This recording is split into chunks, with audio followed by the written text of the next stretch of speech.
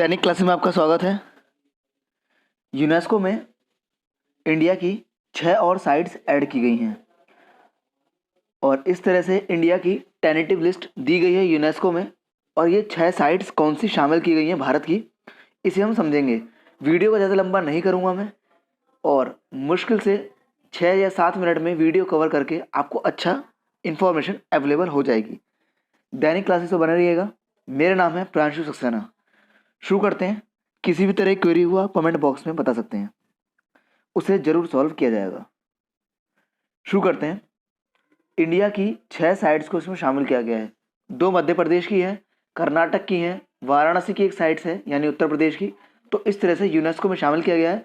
UNESCO में शामिल किया गया और पहले कितनी साइट्स थी यूनेस्को में, हमें पता है 38 साइट्स पहले से हैं। 38 साइट्स या 38 साइट्स पहले से हैं और ये 6 साइट्स और शामिल की गई हैं। और यूनेस्को का हेडक्वार्टर क्या है, क्या वो स्थापना हुई, कितने मेंबर हैं, हेड कौन है, ये भी डिस्कस करेंगे। शुरू करते हैं। देखिए, अभी भारत में यूनेस्को की विश्व विरासत स्थल या वर्ल्ड हेरिटेज साइट्स की संभावित सूची में, मैंने बोला टेंटेटिव है, संभावित है, ये 6 नए स्थलों को जोड़ा गया है। ये कौन कौन से हैं पहले ही समझ लेते हैं। महाराष्ट्र का एक जगह है जिसे कहते हैं मराठा सैन्य स्थापत्य, इसको शामिल किया गया है। दूसरा है कर्नाटक का हिरनबेकल मेगालिथिक साइट, हिरनबेगन मेगालिथिक साइट, ये कर्नाटक की है। तीसरी है मध्य प्रदेश में नर्मदा घाटी का बेड़ा घाट और लहमट्टा घाट, इसको शामिल किया गया है। कहाँ पर? एमपी में, मध्य प्रदेश में नर्मदा घाटी या नर्मदा वैली का। चौथे नंबर का है, 4th नंबर का वाराणसी में गंगा घाट, इसको शामिल किया गया है। कांजीपुरम मंदिर जो हमें पता है तमिलनाडु में स्थित है, पल्लव राजाओं के द्वारा बनवाया गया था। इसे कांजीपुरम का मंदिर पल्लव राजाओं के द्वारा बनवाया गया था, ठीक है। और मध्य प्रदेश में सतपुड़ा टाइगर रिजर्व को भी इसमें, या सतपुड़ा टाइगर रिजर्व को भी इसमें शामिल किया गया है। इस तरह से 6 साइट्स को संभावित सूची में डाला गया है या टेंटेटिव लिस्ट में डाला गया है।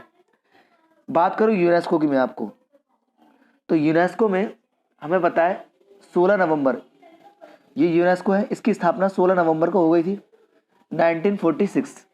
इसकी हेड या चेयरमैन कौन है? Andre Azoulay. इसकी हेड कौन है? आंद्रे अजोले इसकी हेड या आप कह सकते हो चेयरमैन है। और यूनेस्को का हेडक्वार्टर तो हमें सबको पता है फ्रांस की राजधानी पेरिस में है। फ्रांस की राजधानी पेरिस में इसका हेडक्वार्टर है, सबको पता है। और वर्तमान में अगर बात करें एट प्रेजेंट इसके मेंबर कंट्रीज़ की 193 मेंबर कंट्री हैं। हालांकि जो कोई निकलता है तो वो घट बढ़ सकते हैं, उसमें कोई बड़ी बात नहीं है, ठीक है। ये हो गया, मैंने बताया आपको इसका हेडक्वार्टर, इस्टेब्लिशमेंट ईयर और मेंबर्स और इसकी हेड। इन 6 स्थलों को शामिल करने के साथ ही यूनेस्को विश्व धरोहर स्थल की संभावित सूची में भारत के प्रस्तावित स्थलों की संख्या 48 हो जाएगी। अब कितनी हो जाएगी? 48 हो जाएगी। ये प्रस्ताव 1 साल के लिए विश्व धरोहर स्थलों की संभावित सूची में रहेंगे। इसके बाद सरकार द्वारा यूनेस्को के लिए फाइनली इसे भेजा जाएगा और इसमें एंड में यूनेस्को के द्वारा निर्णय लिए जाएंगे। हालांकि यूनेस्को में कमेटी बनती है, मैं आपको भी बताऊंगा कि कौन सी कमेटी होती है। वो कमेटी डिसाइड करती है कि किस कंट्री में कौन सा साइट्स को यूनेस्को में शामिल किया जाए। चलते हैं आगे। ये देखिए, ये पूरा मैप है, ये PDF में आपको मिलेगा, आप इसमें देख सकते हैं। पुराने और नए मैंने दोनों इसमें इंक्लूड कर दी हैं। नीलगिरी क्षेत्र हमें पता है, Western Ghat, Elephanta Caves, Ajanta Caves, Ellora Caves, Chhatrapati Shivaji Terminal. Chhatrapati Shivaji Terminal का पहला नाम क्या था? विक्टोरिया टर्मिनल, मुंबई में, जिसका मुंबई टर्मिनल का नाम जो है। राजस्थान के फोर्ट्स जितने भी हैं, ले कर्बूसियर चंडीगढ़, ले कर्बूसियर चंडीगढ़ ये भी यूनेस्को की वर्ल्ड हेरिटेज साइट में शामिल है पहले से ही। ले कर्बूसियर क्या है? चंडीगढ़ का प्रशासन या एडमिनिस्ट्रेशन डिपार्टमेंट है या विभाग, बिल्डिंग है उसकी।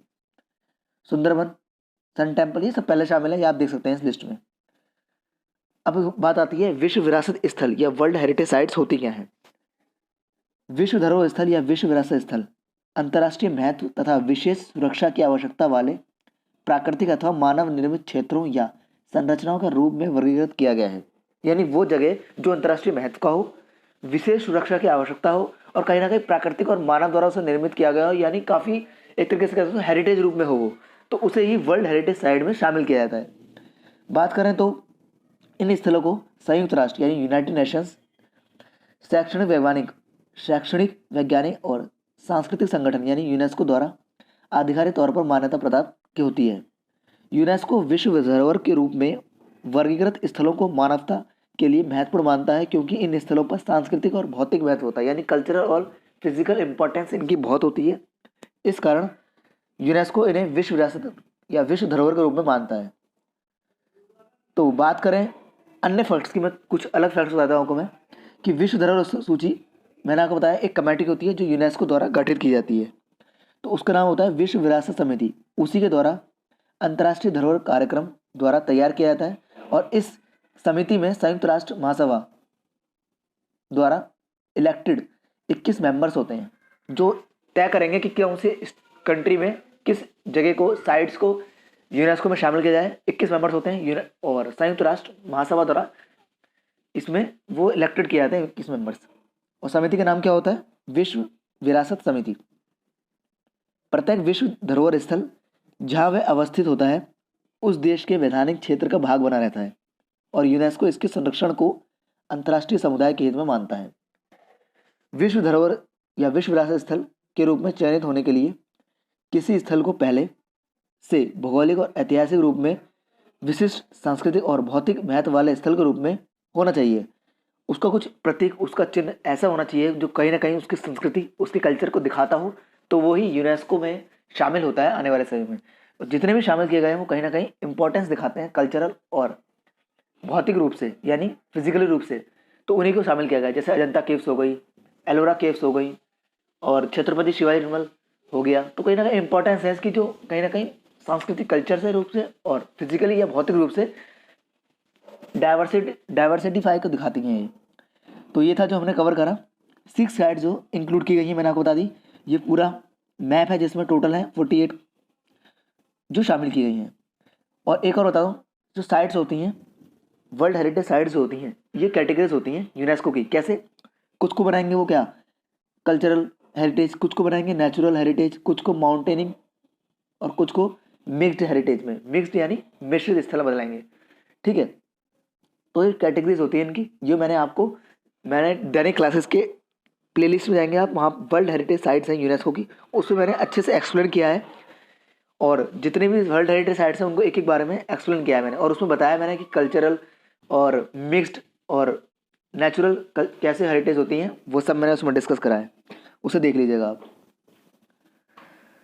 तो थैंक यू सो मच इसको देखने के लिए। Good bye.